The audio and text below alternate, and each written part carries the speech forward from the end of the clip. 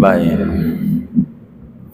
Jadi kalau ngomong manajemen masjid, banyak hal yang harus diatur kalau ngomong manajemen masjid. Tapi kita tidak ngomongin manajemennya yang panjang, menjawab pertanyaannya aja. Bagaimana kalau kita berikan tempat wudhu? Bagus. Karena di antara manajemen masjid, kalau ngomongin mestinya sebelum terbangun masjid itu konsultasikan dulu. Sebelum terbangun, dari mulai mau persiapan gambar. Karena ini terkait arsitek kalau gambar. Jadi sehingga arsiteknya didudukin sama tokoh, sehingga arah kiblat dan seterusnya. Termasuk kita bersyukur Darul Ma'wa ada depan ini. Ini salah satu manajemen masjid, depannya tuh ada ruangan. Jadi begini saudara, saya ngomongin secuil aja. Kalau ngomongin panjang, saya ngomongin manajemen masjid. Sebab ada kitab yang Alamus Sajid bi Ahkamil Masajid. Ini panjang, kitabnya tebal. Ngomongin masjid aja kan berjam-jam ya kan. Saya menyinggung sedikit. Masjid itu harus menyediakan tempat istirahat khotib. Itu satu. Untuk apa? Jadi khotib itu jangan masuk ke masjid tapi masuk ke ruang istirahat. Kalau masuk ke masjid khususnya Jumat rada repot. Ganjaran Jumat itu banyak ganjaran, salah satunya fadilatul masyi warroha, fadilah berangkat Jumat. Kalau kita berangkat Jumat, ganjarannya gede banget, saya nggak bedah ini sampai panjang. Tapi dari ganjaran segede unta, ganjaran ngorban unta, sapi, ngorban apalagi kambing, ngorban ayam, ngorban burung emprit, sampai telur. Ini semua ganjaran, catatannya khotibnya belum masuk ke masjid. Dapatlah ganjaran berangkat. Andai Darul Ma'wa tidak ada ruang istirahatnya, andai batasnya ini aja gitu, maka khotibnya datangnya mungkin jalannya lancar, tengah 11 udah nyampe, duduk tuh khotib di sini ya kan. Maka yang datangnya setelah khotib ora ada ganjaran berangkat barang dikit pun, karena khotibnya sudah masuk. Begitu. Maka khotib itu disuruh belakangan ke masjid tuh, cuman jadi masalah kalau khotib tuh datangnya belakangan, pengurus masjid itu kalau Jumat jantungnya berdebar, datang apa kagak. Maka supaya tenang, khotib datang duluan, kasih tempat istirahat. Di tempat itu khotib duduk, di tempat itu khotib sholat qobliyah Jum'ah, yang dia bakal naik kalau udah mau khutbah doang. Mau khutbah, inna Allah malaikatahu, keluar khotib. Jadi depannya orang duduk rapi, enggak perlu geser-geser. Semua orang udah rapi yang duduk. Kalau khotibnya duduk di situ, ketika ngimamin kosong lagi, kudu maju lagi. Kalau udah rapi, keuntungan dunianya pengurus masjid ngedarin kotak jalan terus, karena enggak terganggu dengan orang kosong-kosong. Tuh begitu. Jadi kasih ruang istirahat. Begitu tuh ruang istirahat. Kayak ini kan ada depannya tuh. Buat khotib tuh qobliyahnya di situ. Tar inallahu malaikat tuh keluar. Nggak usah pakai diintip, inallahu malaikat tuh juga keluar sendiri. Dia tahu. Begitu. Kalau belum salam maksud dia nggak bakalan dia keluar. Tar juga udah keluar. Normal sholat 2 rakaat nggak bakal baca Yasin rakaat 1. Begitu keluar. Bagaimana bikinin tempat wudhu? Bagus. Di dalam masjid tempat wudhu enggak jadi masalah. Tempat wudhu masalahnya bukan tempat wudhu doang. Kan mau bikin toilet kan begitu. Kan beda antara tempat wudhu sama toilet. Begitu. Tempat wudhu aja di situ mah buat wudhu kalau batal. Begitu. Karena kalau dibikinin toilet di dalam masjid nggak boleh ya. Dalam masjid nggak boleh. Tempat wudhu aja. Tempat wudhu aja. Khawatir batal tuh. Sebetulnya bukan wudhu doang sih manfaatnya. Ketika apa-apa kan amat sangat mudah. Untuk apa? Kayak macam mohon maaf ngeteh apalah, pengurus masjid juga enggak, kan khotib seminggu sekali doang paling. Tapi kan pengurus masjid sabanari make itu.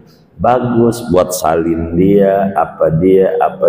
Ini cakep udah gitu loh. Ada tempat ruang istirahat. Enggak mesti di depan, di belakang juga sekretariat lah. Bisa aja pengurus tenang dan itu tenang. Itu ajaran agama tuh kayak begitu ajarannya, supaya khotib tuh keluar kalau sudah waktunya. Nabi begitu, rumahnya Nabi cuman deket kan setembok doang rumah Nabi sama masjid yang sekarang jadi kuburnya, kan kedengeran. Nabi timbang nyebrang udah mendekati gitu. Kalau Nabi, kalau kita kan rumahnya jauh khotibnya, mau tidak mau kasih ruang istirahat. Termasuk di antara manajemen masjid, bukan itu aja tuh. Mohon maaf, atur alokasi dana, mohon maaf untuk makan. Biar kata sepiring tuh buat khotib. Kenapa? Kan ada juga yang khotibnya jauh, mohon maaf tinggalnya di Tanjung Priok, harus ke Kreo, Koreanya selatan lagi, ya kan? Kan jauh, dia hormat sama kita, kan berangkat dari tengah 9 kira-kira, mana rebok lagi naik angkot ASN, kan kira-kira artinya jauh, kan barangkali belum makan. Kasihlah dia makan yang jauh, maka sedikit banyak kita harus tahu tinggalnya di mana nih orang. Jangan sampai kita habis sholat Jumat kan pulang makan, khotib mau ke rumah mana macet sampai rumah jam 5 belum makan, sakit tuh kiai yang membuat sakit pengurus masjid. Kan dipikirin, artinya kita harus bisa membaca. Kalau dekat ya tentu nggak dikasih, kalau anggarannya lebih silakan kasih. Artinya disebutnya apa ya, proporsional.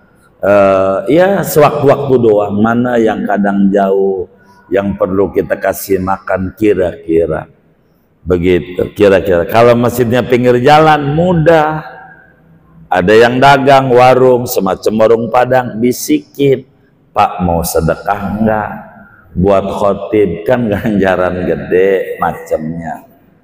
1 piring Bapak mau ngasih berapa? Saya 2 piring aja, takut sama sopirnya. Baik kalau 5 saya yang bayar 3, kata pengurus begitu. Jadi kan enak kalau dekat, kalau jauh kan nggak bisa. Singkatnya tempat wudhu aja buatin gitu dengan lobangnya. Kalau pipis segala macam dalam masjid repot, masuk kencing dalam masjid walaupun rapi, wong tanahnya masjid bukan ya, sebelahnya ini tanah masjid atau bukan? Itu bagaimana? Jadi pernah sempat kita tanya juga sama wakafnya, kita izin untuk bikin proyek kayak gitu, terus dari wakafnya itu memperbolehkan. Artinya begini, bukan begitu, bukan. Waktu wakafnya apa wakaf untuk masjid, apa wakafnya untuk masjid dan fasilitas masjid. Waktu awal wakaf nggak perlu izin. Ngomongnya begitu. Kalau ngomongnya kayak begitu, boleh bikin toilet. Begitu. Kalau ngomongnya masjid dan fasilitas masjid, berarti yang masuk toilet ini bukan masjid, hanya fasilitas. Begitu nantinya. Kalau ngomongnya begitu, terserah itu urusan yang ngomong. Jadi nggak perlu izin karena udah ngomong begitu bahwa ini wakaf, karena bakal nyangkut pada wakaf. Ini mah kajian bab wakaf, bukan bab manajemen masjid lagi. Kan yang ditanya manajemen masjid. Bila ada tanah 1000 meter, biar gampang. Kata saya yang punya, saya wakafkan tanah 1000 meter untuk masjid. Kata saya umpamanya, maka 1000 meternya semuanya jadi masjid, walaupun nggak dikurung, walaupun masih tanah, i'tikaf jadi, orang head duduk di situ haram, karena saya wakaf 1000 meter untuk masjid. Tapi bila wakafnya saya wakaf 1000 meter tanah ini untuk masjid dan fasilitas masjid, maka tentu akan teratur mana yang masuk masjid, mana yang fasilitas masjid. Fasilitas masjid, tempat toilet, segala macam, parkir, segala macam, itu fasilitas namanya. Jadi kembali, apakah wakaf itu masjid, apakah masjid dan fasilitas masjid? Pada waktu awal dulu dia ngasihnya, begitu.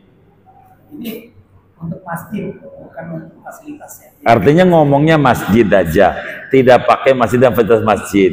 Kata yang wakafnya. Kalau ngomongnya begitu, ya jangan. Karena nggak apa-apa kalau wudhu. Kan yang nggak boleh masjid dikotori. Gitu. Kalau tempat wudhu kan nggak apa-apa. Tempat wudhu kan air, kan nggak apa-apa. Kan kencing ini kotor. Kalau boleh, kita boleh kencing dalam masjid walaupun pakai botol. Kan pakai botol nih, pispot kan botol. Kencing di masjid tetap haram. Begitu masjid gitu. Makanya kita harus bedakan di wakaf awal. Makanya sering kali saya menasehati sama masyarakat itu, kalau mau wakaf tolong konsultasikan sama kiai dulu, supaya keinginan hati akan tersampaikan daripada omongan. Salah ngomong repot, begitu. Padahal kita pengennya nggak begitu, tapi kita ngomongnya begitu. Yang dicatat agama omongan.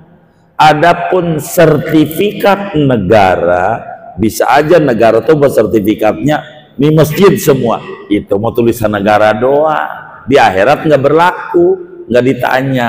Yang berlaku tuh yang diomongin, itu yang berlaku. Makanya ketika ada wakaf apa aja harus diomong. Ini saya ambil contoh, Hadratus Syekh Muallim Syafi'i Hadami, ulama besar Betawi, bisa dilihat depan Gandaria City. Itu wakafnya tempat pendidikan, lalu bangun masjid namanya Al-Ashiratus Safiyah. Karena tanahnya bukan tanah wakaf masjid, berarti masjidnya bangunannya, lantai 2 masjid, bawahnya aula, yang masjid bangunan. Kenapa? Karena tanahnya tidak wakaf masjid. Tuh hati-hatinya. Kedua, muridnya yang hebat juga. Allah yarham abahnya Kiai Lutfi, namanya Kiai Soleh Zawawi di Kebayoran, Kebon Mangga rumahnya. Kalau saudara jalan ke Kebon Mangga 3, ada Masjid An-Nizam Kebon Mangga. Kalau tahu, saat beliau jadi ketua umum, ini mau saya nggak tahu nih, hanya saya dengar, bukan menyaksikan pakai mata. Karena waktu beliau ketua umum bangun An-Nizam memperbesar, saya kayaknya belum ke Jakarta, begitu. Mungkin 90-an awal kali, atau 80-an, saya wallahu alam. Tapi cerita ini saya tahu, begitu. Waktu bangun An-Nizam, karena beliau ketua umum dan abahnya Yai Lutfi itu orang yang paling apiknya orang. Beliau bertanya kepada pengurus sebelumnya, ini An-Nizam ini mana batas masjid, mana bukan? Begitu pertanyaannya. Lalu dijawab, waduh kagak tahu, kata pengurus sebelumnya. Emang dari dulu ya, saya juga gak nanya-nanya. Karena beliau hati-hati, kalau begitu kita beli rumah warga depan buat toilet dan sekretariat. Tuh yang depannya tuh ada halaman dikit modal, batas pagar, tuh beli baru buat toiletnya. Karena beliau khawatir wakafnya segede itu, WC itu di dalam masjid. Saking hati-hatinya ngikutin guru agungnya Mu'allim Syafi'i Adzami, nggak mau jadi iuran. Beliau pun ngeluarin dana, itu yang jadi sekretariat dan tempat sendal. Coba lihat An-Nizam, itu dapat beli rumah warga, saking takutnya. Begitu, masjidnya segede itu, WC dalam masjid, karena beliau nanya, saking hati. Ini mau studi kasus namanya, bukan hukum, contoh gitu. Kehati-hatian beliau, karena nggak tahu. Makanya kalau yang berwakaf ada, tinggal ditanya sama yang wakaf. Tidak perlu kita udah izin kok, bukan izin. Begitu. Sama bininya orang, bang, bininya saya cium ya. Udah izin kok lakinya, tetap kagak boleh. Walaupun lakinya udah izin, karena itu udah bini orang. Begitu. Ketika wakafnya untuk masjid, masjid kalau tempat wudhu kan tidak ada najis. Yang diomongin ini najis sebetulnya, iya. Kalau ngomongnya ama fasilitas masjid silahkan. Jadi kalau boleh usul, kalau mau bikin tempat wudhu barangkali batal, silahkan saja. Tempat wudhu makan cuma keran doang, tinggal dilobongin dikit. Jadi bila batal dia wudhu bisa di situ. Toh bukan buat khotib doang, buat yang lain dan seterusnya.